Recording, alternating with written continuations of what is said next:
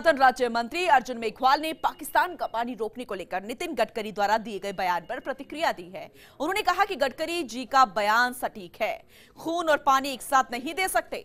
हम इस पर काम कर रहे हैं, डैम बनाकर पानी को रोका जाएगा और इस डैम का निर्माण भी शुरू हो गया है। हमारी सरकार पाकिस्तान का पानी रोकेगी। मेघवाल ने 1960 के लिए सिंधु जल समझौते को लेकर भी कहा कि सतलज व्यास का पानी अब पाकिस्तान नहीं जाएगा। अर्जुन राम मेघवाल से खास बातचीत की फास्ट इंडिया संवाददाता लक्ष्मण राघव ने।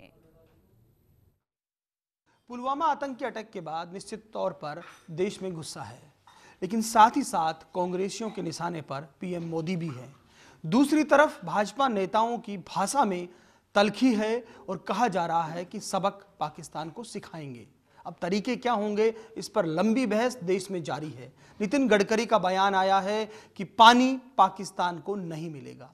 2016 में मोदी जी ने भी ये बात कही थी सितंबर में, और बहुत गुस्सा जताया था कि कैसे हो रहा है।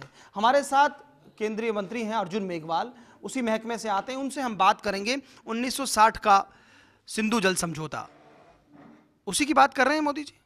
देखिए, जो हमारी इंडस वाटर ट्रीटी हुई थी 1960 में, उसमें जो हमें पानी मिला था 33 MAF मिला था, मिलियन एकड़ फीट 33।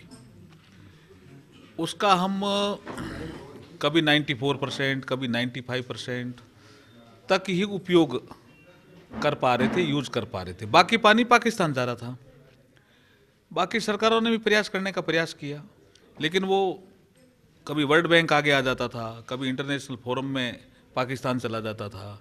आप डैम नहीं बना सकते, आप ये नहीं कर सकते।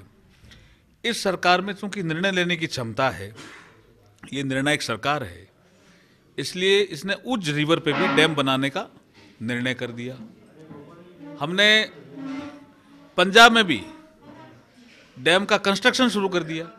देखिए, इस समझौते को जितना मैंने पढ़ा, हालांकि आप मंत्री हैं, इसमें आप पूर्व की नदियों पर काम कर सकते हैं ना, सतलज, व्यास और ये पानी पंजाब जाता रहा है जिसको पाकिस्तान के। तो अब आपको नितिन गडकरी जी का जो बयान आया है, तो उसमें प्लानिंग क्या है? क्योंकि साहब ये 2016 में भी मोदी जी बोल रहे थे, अब चूंकि देश में माहौल है तो ये सुर्खियां हैं, तो थोड़ा प्लानिंग समझना चाहते हैं हम कि जनता के समझ में आए कि आप ये करने वाले हैं और इतनी जल्दी हो जाएगा।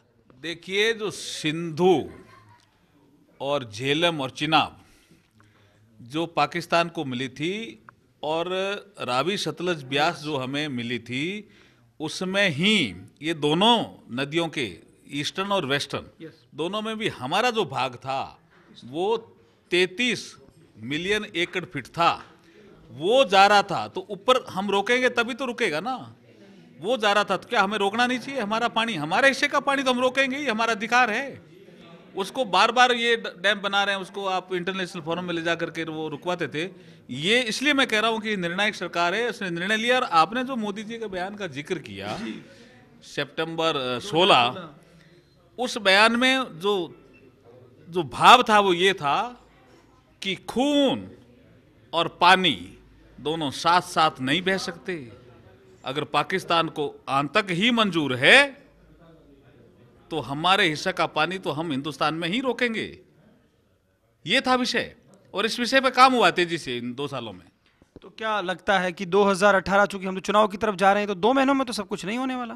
अरे ये 2 महीने का विषय नहीं है, ये लोग समझ नहीं पा रहे हैं। तो आप समझाइए जरा। ये विषय उसी समय का है, उसी समय का विषय है जब प्रधानमंत्री जी ने कहा था आतंकवाद को रोकिए। पाकिस्तान चेतावनी दी थी उन्होंने, नहीं तो खून और पानी साथ साथ नहीं बह सकते। प्रधानमंत्री थे केंद्रीय मंत्री अर्जुन मेघवाल, जिन्होंने प्रधानमंत्री मोदी की बात दोहराई है कि खून और पानी साथ साथ नहीं बहेगा, लेकिन सच ये है खून तो बह रहा है।